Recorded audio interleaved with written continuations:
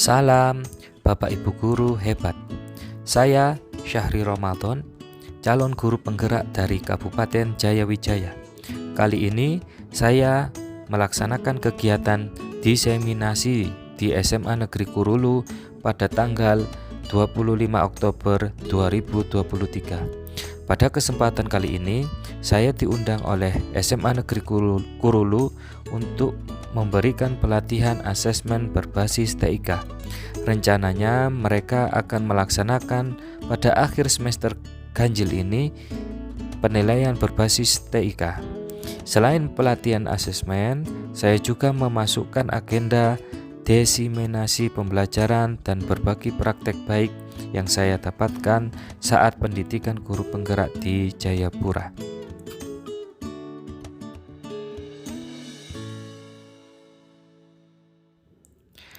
Asesmen berbasis TIK yang dimaksud yaitu asesmen menggunakan aplikasi GPT yang dijalankan di jaringan lokal. Materi yang saya sampaikan yaitu yang pertama tentang cara menginstal aplikasi, yang kedua yaitu cara menjalankan aplikasi, yang ketiga cara setting aplikasi, yang keempat cara membuat bank soal dan penginputan soal, yang kelima cara menjadwalkan soal untuk penilaian, dan yang keenam cara mencetak hasil penilaian. Kegiatan diseminasi pembelajaran dan praktek baik saya laksanakan di akhir kegiatan. Saya menyampaikan paradigma baru yang saya dapatkan setelah mengikuti kegiatan pendidikan guru penggerak. Saya juga memotivasi para guru untuk mengikuti pendidikan guru penggerak karena materi yang didapatkan sangat bagus. Bapak Ibu guru hebat, mari kita saksikan cuplikan video diseminasi saya kali ini.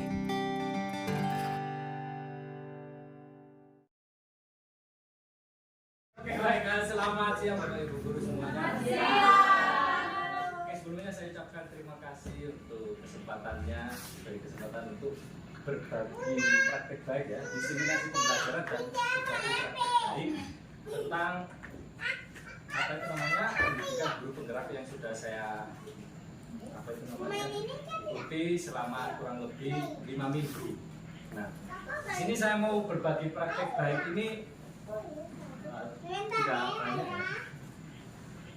Jadi sebenarnya kalau berbagi praktek baik ada 4 materi yang perlu kita bahas. Sharing pengalaman saja Bapak Ibu ya. Setelah saya mengikuti pendidikan guru penggerak dan sebelum mengikuti dan setelah mengikuti sebagai sharing supaya nanti Bapak Ibu ada ketertarikan untuk ikut kegiatan guru penggerak.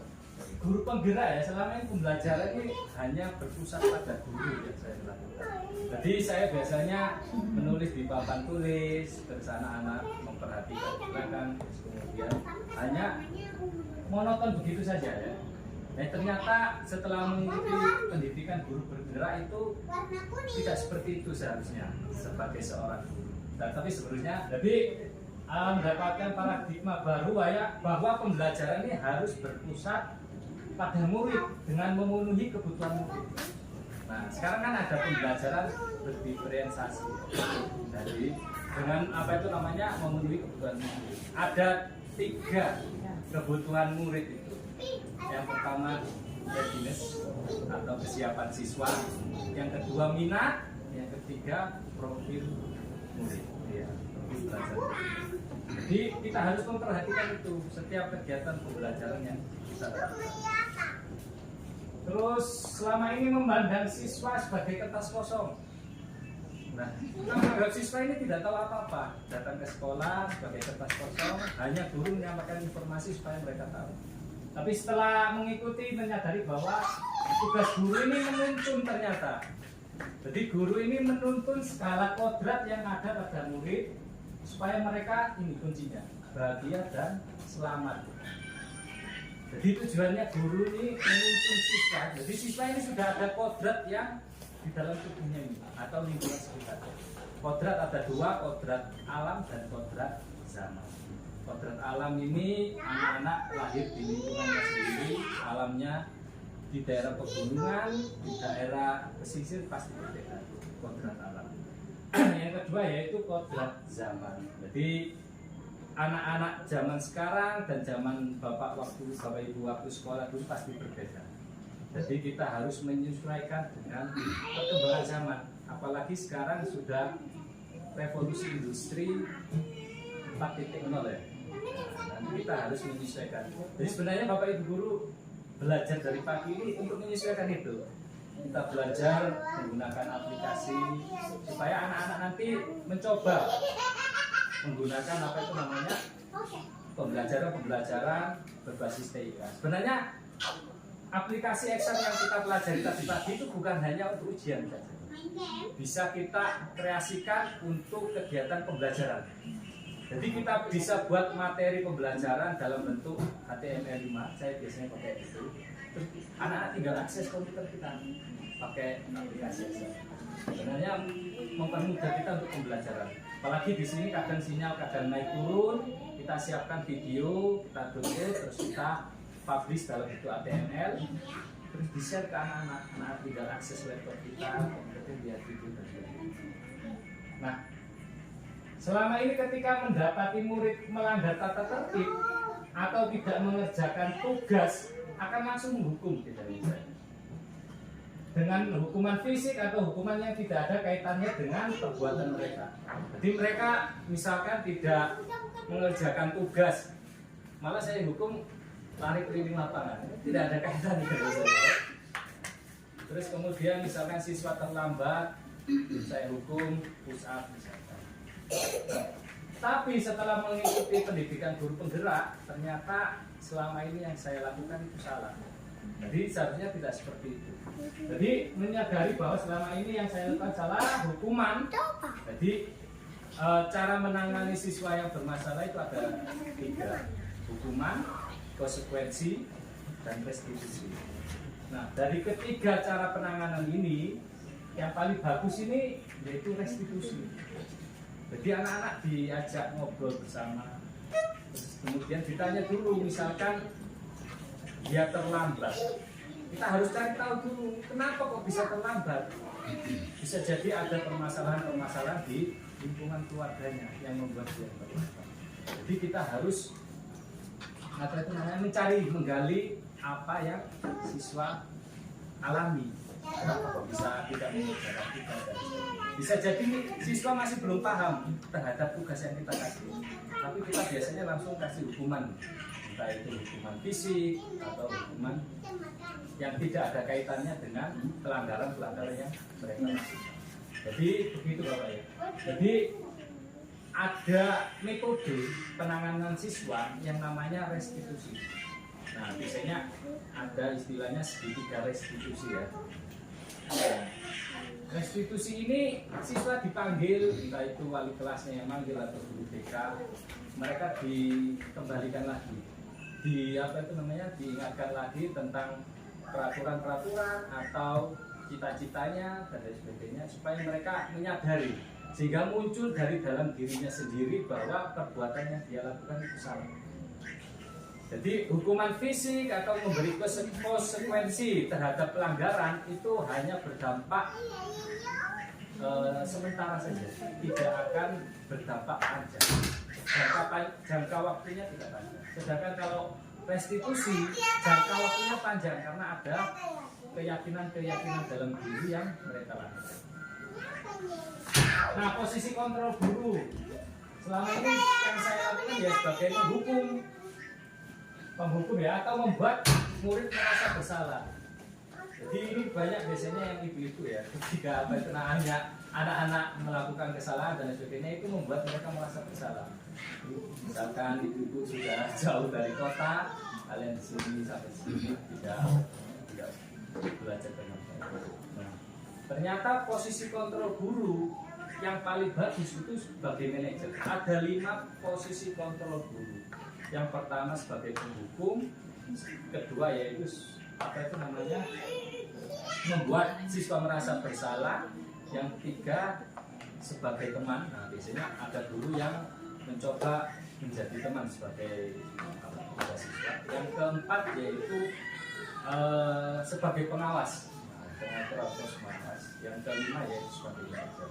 Nah, yang paling baik posisi kontrol guru yaitu sebagai manajer.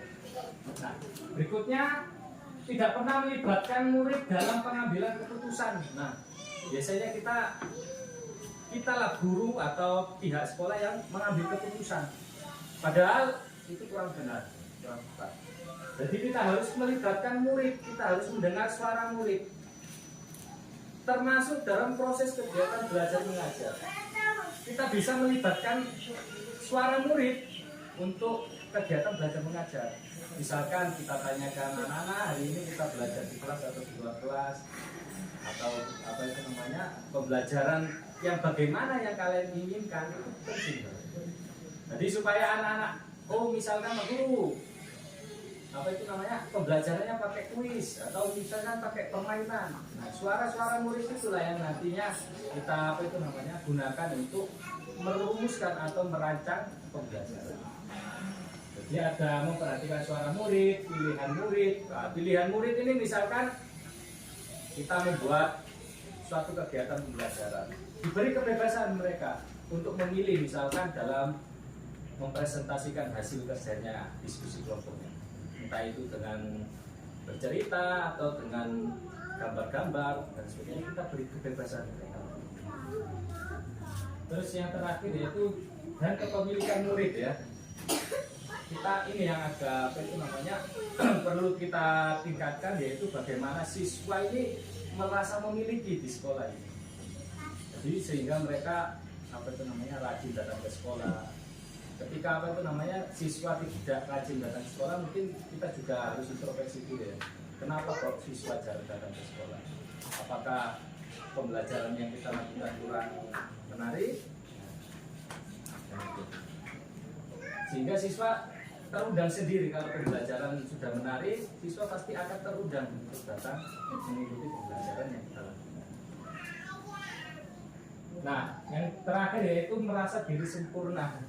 Jadi sebagai guru terkadang pembelajaran yang sudah saya lakukan ini sudah pas, sudah benar. Tapi setelah dievaluasi hasil pembelajaran siswanya kurang bagus. Nah, mungkin saja dalam metode pembelajaran yang kita lakukan itu kurang tepat. Nah, itulah butuh pentingnya berkolaborasi dengan teman sejawat atau teman apa itu namanya rekan-rekan dalam satu sekolah. Untuk apa? Untuk kegiatan ini, observasi pembelajaran. Jadi misalkan kita kerjasama dengan teman, mungkin bisa diobservasi kegiatan pembelajaran saya nanti, misalkan jam ini, nanti teman satu duduk di belakang mengobservasi kegiatan pembelajaran kamu kurang ini. Kita terkadang susah untuk mengevaluasi diri, makanya perlu kita berkolaborasi dengan teman-teman. Jadi kegiatan observasi ini bukan suatu menilai ketidakmampuan kita ya. Terkadang kita untuk apa itu namanya bekerja sama dengan teman-teman ini agak apa itu namanya gengsi ya. Karena apa itu namanya sampai pembelajaran saya kan kurang menarik. Nah, padahal itu sangat bagus untuk pengembangan keterampilan kita. Nanti sebagai masukan dari teman-teman. Makanya di sini saya tuliskan berkolaborasi ya. Supaya apa itu namanya status kita setara ya, karena sama-sama